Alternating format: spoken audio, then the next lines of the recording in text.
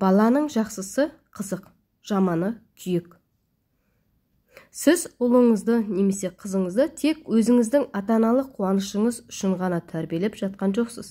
Сіздің отбасыңызда және сіздің басшылығыңызда болашақ азамат, болашақ қайраткер және болашақ күрескер өсіп келеді. Жақсы семьяда жазалау деген атымен болмайды, ал бұл семья тәрбиесінің ең дұрыс жолы. Ана үшін аянба, ант тұрады. Бала үшін аянба, бетің күйеді. Ел үшін аянба, ерлігіңе сын. Жұрт үшін аянба, жігіттігіңе сын. Инабатты болса, әйел көрікті. Ақсақал жарасса, шал көрікті. Сүйікті болса, ағайын көрікті. Үлкен шаңырақтың жанында отау көрікті. Жібек шатырдың жібі көрікті. Өнегелі болса, бала көрікті. Әйел ана барлық қиындықты жеңетін, сарқылмайтын күш, тірліктің қайнар бұлағы. Ата-ананы ұмытқан жас опасыздың опасызы, рақымсыздың рақымсызы. Ата-бабасын сыйламау азғындықтың белгісі. Баланың жақсысы әке мен шешенің ары, ата-ананың абыройы, жаманы қайғысы, азап соры.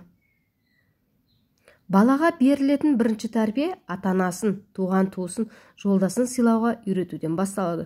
Себебі ата-анасын сыйламаған бала жолдасына да, қоғамға да пайда келтіре алмайды. Ұлым, саған айтам, үлкенге сәлем бер, жолын кесіп өтпе. Жүріп келе жатқан адам отырған адамға, атты адам жаяуға, аз адам көпке сәлем беруге тиіс. Үлкендер мен ғалымдар адамдар алдында көп сөйлемеуге тырыс. Үйге кісі келсе, орныңнан тұрып, жайдары қарсы ал. Киімін іл, төрге шығар. Үлкендерден бұрын тамаққа қолыңды салма. Адамның қалыптасуы бала кезден басталады. Жақсылық та адам бойына нақ сол бала кезден егіледі. Ол жылдар өте келіп өніп шығады. Жақсылық ұрығының өніп шыққаны немесе оның жамандықтың арамшөптері басып кеткені сонда ғана белгілі болады. Ана жүрегін сезе біл.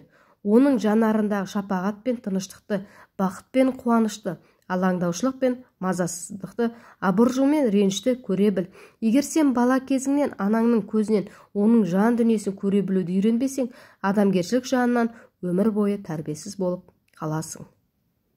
Үлкен алдында жас қарызы, ата алдында бала қарызы, әдеп пен сый. Ата-ананың қадірін балалы болғанда білерсің, ағайынның қадірін жалалы болғанда білерсің. Қазақ дәстүрі тек ата-ананы ғана емес, жалпы адамды сыйлауға баулиды.